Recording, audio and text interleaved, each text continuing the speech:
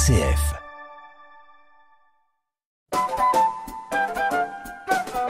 Culture à Bruxelles. L'actualité du théâtre avec Marianne Clérambourg. Nous avons une telle quantité de rouages, de boulons, de soupapes, qu'on ne saurait se juger les uns les autres. Je ne vous comprends pas, vous ne me comprenez pas, et nous-mêmes, nous ne nous comprenons pas. Bonjour Georges Ligny. Cette phrase, elle est extraite d'Ivanov, de Tchekhov, dans une traduction absolument magnifique, d'ailleurs, vraiment, et que vous avez créée maintenant au Théâtre de la Place des Martyrs, où ça se joue jusqu'au 21, et puis après, c'est repris au Théâtre Jean Vilar, jusqu'à encore 15 jours. 2 semaines, oui. Encore 2 semaines. C'est assez extraordinaire. Il y a 12 comédiens. 12, hein? Oui, 12, oui. C'est cher, et ils sont là tout le temps. Oui, ils sont là tout le temps, oui. Ils assistent et quand à tout. je dis sur scène, ils ne sont pas que sur scène. Enfin, le public aussi est sur scène. Enfin, c'est compliqué. Oui. Il y a la scène du Théâtre de la Place des Martyrs, la grande salle, et il y a le public qui est dans le fond, à la place des coulisses, je dirais, dans le fond de la scène. Puis il y a le plateau, si on peut dire, et puis il y a la salle qui au début est totalement éclairée. Et les comédiens vont d'un côté à l'autre. Moi, j'ai vu des gens dans le public qui, ne connaissant pas les comédiens, disaient « Oui, mais vous savez, peut-être qu'il y a quelqu'un qui va venir à cette place. » Et c'était assez drôle. Et je voyais un ou l'autre qui disait « Mais vous savez, c'est moi qui viens. » Je suis artiste. Mais en fait, c'est pas drôle du tout comme pièce. Je dirais que c'est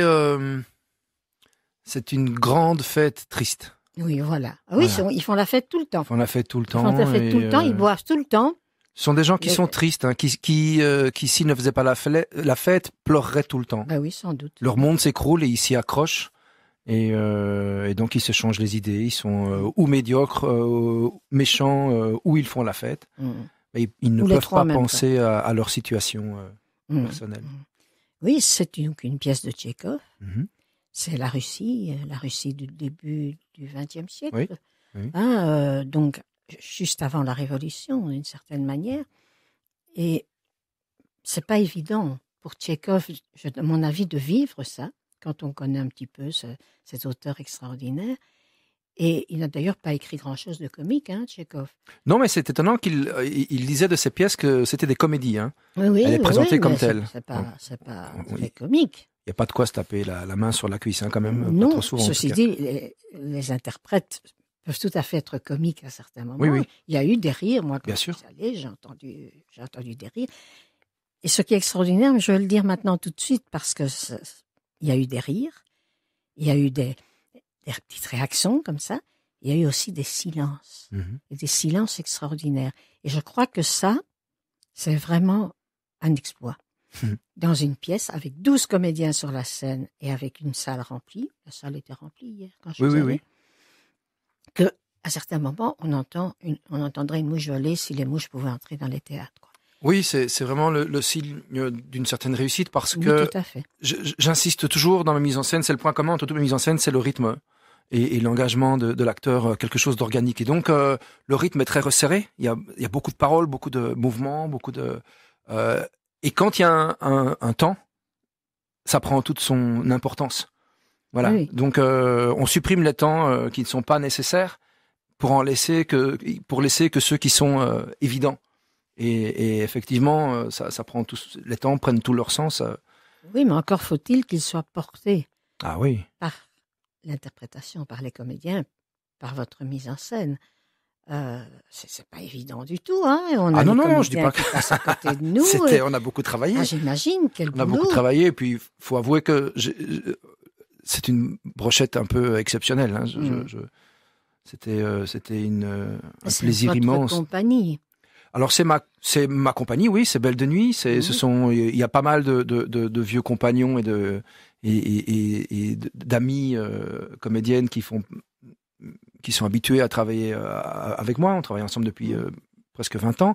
Et puis il y en a 2-3 nouveaux et nouvelles qui viennent s'ajouter au casting, mais ça a été un enchantement en fait. En fait, ça a été très ludique. Voilà, c'est ça qui est et je pense que ça se voit sur le plateau, même si la pièce n'est pas non plus, c'est pas un fait d'eau, mais on voit que les acteurs et les actrices sont heureux et s'amusent. Et c'était comme ça en répétition. C'était très agréable. Alors on a beaucoup cherché parce qu'on s'est mis en danger, vu qu'il n'y a pas de décor, ça aurait été plus simple de mettre sur une scène, un décor réaliste avec des portes et des entrées et de manière à simplifier un peu le travail du spectateur et des spectatrices. Mais donc on s'est mis en danger et jamais on n'a paniqué, jamais il y a eu. Donc c'était très gai. Oui, parce que c'est un défi quand même. Oui, c'est un fameux défi, oui. Mais en fait, c'est la question qu'on se pose toujours quand on travaille un auteur contemporain, un classique, c'est en quoi est-il encore notre contemporain. Donc on a essayé toujours de chercher un axe un axe qui soit un peu décalé, de manière à, on l'espère, offrir un nouveau regard sur l'œuvre. Voilà. Et c'est souvent par le biais de la scénographie. Voilà. Donc ici, ce travail qu'on propose, c'est un peu une expérience avec la lumière qui est allumée pour tout le monde et tout le temps. Début, oui, où on voit tout le temps tout le monde. Donc la lumière nous permet de faire en sorte que le spectateur soit en miroir, en fait. Il en voit d'autres, les acteurs voient les spectateurs voient les autres spectateurs en face et à côté. Donc il y a vraiment un jeu de regard incessant, parce que les gens jouent, mais parfois les spectateurs, et c'est voulu, regardent autre chose. Regardent les autres acteurs qui ne jouent pas, et ils cherchent partout. Voilà. Tiens, il parle de tel personnage. Il doit être quelque part. Il est où? Voilà, c'est ça. Donc on le met en action, en fait. On met le spectateur, la spectatrice en interaction avec il participe vraiment. Oui, tout à fait. Le public est un acteur. Oui, c'est un interlocuteur actif. Oui, tout à fait, tout à fait. Alors, vous dites que c'est un classique. Moi, je dirais, peut-être à l'âge que j'ai, mais que Tchekhov est à la fois un classique et un moderne. C'est quand même pas un classique dans le sens, c'est pas Racine, c'est pas Molière, c'est pas Shakespeare même. Non, oui, donc il est plus proche de nous que cela, mais je pense que le propre des grands auteurs, qui soient très classiques ou un peu classiques, enfin qui s'éloignent dans le temps. Et qu'est-ce que ça veut dire aussi? Qu'est-ce que ça veut dire? Ça veut dire qu'il est mort il y a longtemps. Oui, voilà, c'est ça que je veux dire. Mais ils sont universels.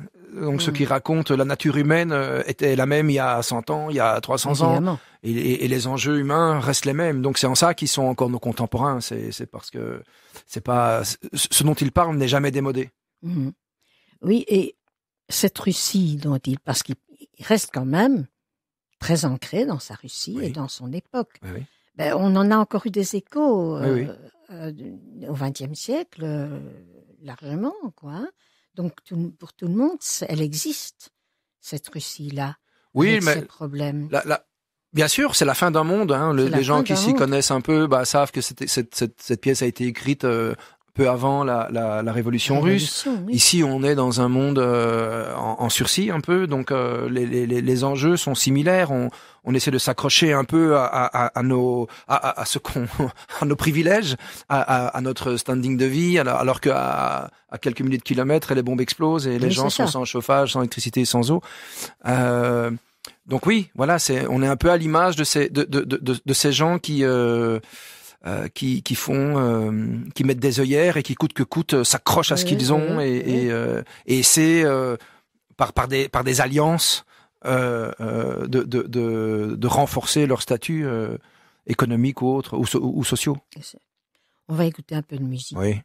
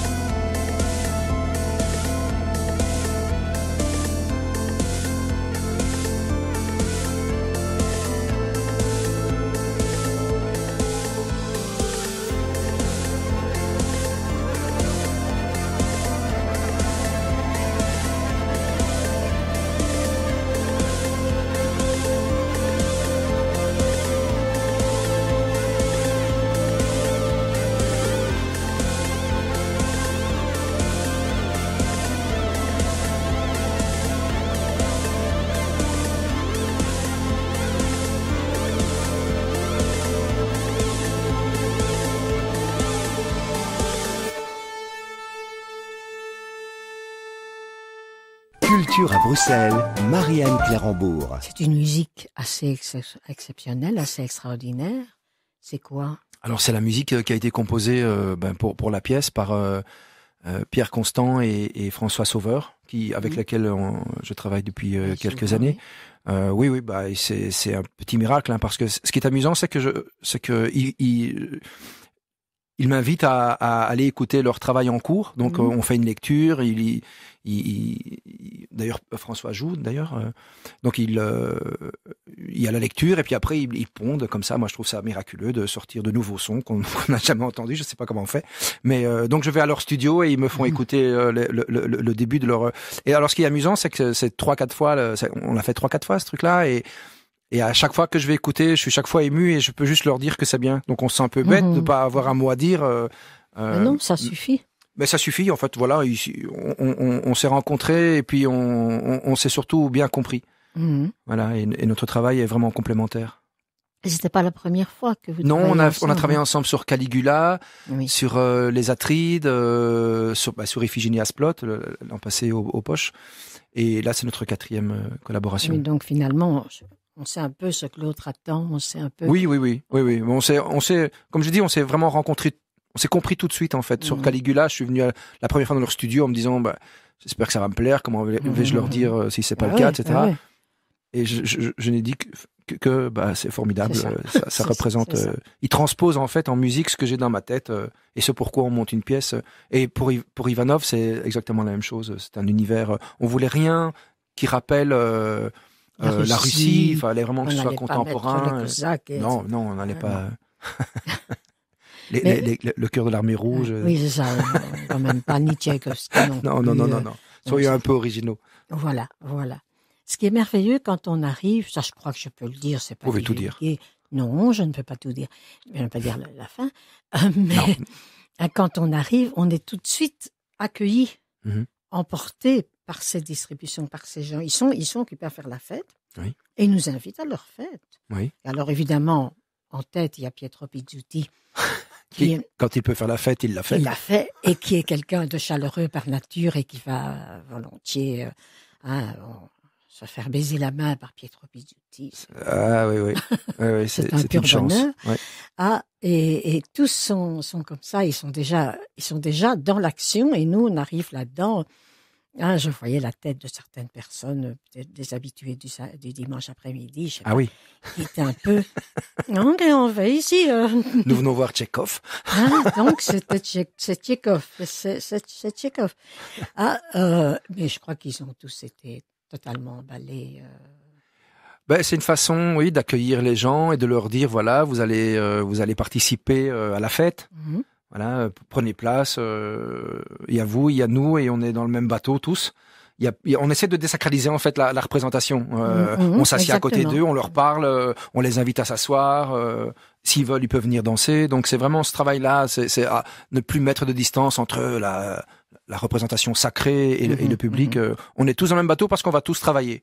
Donc on met les spectateurs et spectatrices à l'épreuve. Le public travaille aussi. Réfléchissez un peu, voyez ce que vous réfléchissez à ce dont vous assistez et ayez votre point de vue sur la chose. Voilà, donc on est tous au travail. Tu peux essayer un peu de raconter l'histoire?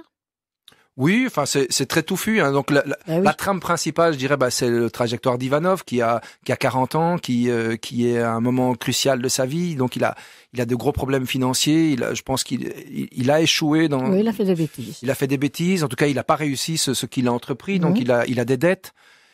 Et alors 5 ans auparavant, il a épousé par passion, dit-il, Anna Petrovna, son épouse donc. Et 5 ans ont passé et il ne l'aime plus. Et donc il vit avec l'échec, son échec professionnel et aussi cet échec sentimental. Il s'en veut, il culpabilise énormément. Voilà, donc ça c'est la trame principale, mais autour de lui se greffe un tas d'histoires et les histoires viennent s'entremêler. Donc c'est plus riche que ça. C'est plus riche que ça, mais ça c'est la trame principale. Et d'autant plus qu'elle est malade. Elle est malade, oui, elle est malade, la tuberculose. On annonce son décès proche, c'est pas C'est rien spoilé, c'est dit non, après deux dès scènes. le début, Dès le début, on sait que oui. ses jours sont comptés, donc c'est d'autant plus difficile pour lui. Et puis il va entreprendre peut-être malgré lui aussi une relation amoureuse avec une autre personne qui est la fille de ceux à qui il doit de l'argent. Donc les ragots bien vont pratique, bon train. évidemment. Ça etc. peut être très bien pratique. Sa vie ne lui appartient plus puisque tout le monde a son point de vue sur la chose. Oui, ce qui est quand même éternel. Ce qui est éternel, et hein, très, ça. très présent, Oui, très présent maintenant. Je crois qu'on en souffre tous. Les réseaux sociaux, des regards. les regards. Oui, avec les réseaux sociaux, ça s'arrange pas. Heureusement pour Tchekhov qu'il n'a pas connu ça. Oui, oui. Et que cette période n'a pas connu ça, mon Dieu. Mais même le regard, simplement, les ragots, les petits mots. Oui, la mesquinerie. En fait, ce qui est intéressant, c'est lorsque la vie votre vie ne vous appartient plus. C'est Et ça. que chacun a son mot à dire et que chacun est détenteur d'une vérité. Et c'est pourquoi il y a ce mot-là que vous avez lu au départ, c'est qu'on ne peut pas se fier aux apparences. Parce qu'un être humain est beaucoup plus complexe que ce qu'il laisse voir ou que ce qu'on croit voir. Et donc c'est ça que raconte la pièce. C'est vraiment là-dessus qu'a été construit. Oui. Ce que certains malveillants. Nous-mêmes, on a du mal veulent à nous décrire et à dire ce qu'on est et ce qu'on fait. C'est vrai, hein. C'est compliqué. On est toujours plein de contradictions. On peut dire une chose et son contraire dans la même journée, tout en étant sincère. La vie est compliquée. On est compliqué. Donc c'est vraiment là-dessus qu'on a basé notre travail. C'est sur ces gens mesquins qui pensent détenir une vérité, la leur, évidemment. et qui ne laissent pas de place à l'autre. Ils font des ragots et des méchancetés. Oui, l'entourage est assez médiocre. Hein, Mais Tchekhov lui-même a souffert d'un entourage qui n'était pas toujours positif, alors que c'était vraiment une belle personne, Tchekhov. Hein, puisqu'il était médecin, mais il soignait gratuitement, etc. Donc, ça a dû lui faire très mal, beaucoup de choses. Oui, qui se retrouvent dans... Tout ça, qui se retrouve. Et en plus, à cheval entre une révolution que sans doute il approuvait d'une certaine manière, mais en même temps que non, parce qu'elle faisait du mal. À son détriment, oui, c'est ça. Oui. Donc c'est compliqué. Compliqué. Mais c'est pour ça que son œuvre est si riche.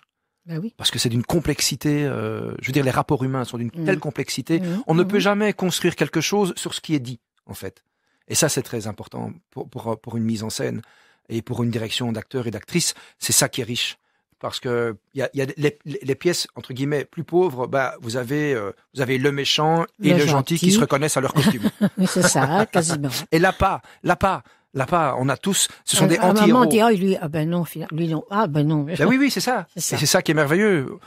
Et et on a découvert des choses encore en travaillant, parce que j'avais préparé évidemment, mais même en travaillant, on découvre des coins et des recoins et des contradictions. C'est magique. Je l'ai déjà dit, mais c'est vraiment magique cette œuvre. Cette œuvre est magique. On va encore écouter un peu de sa musique.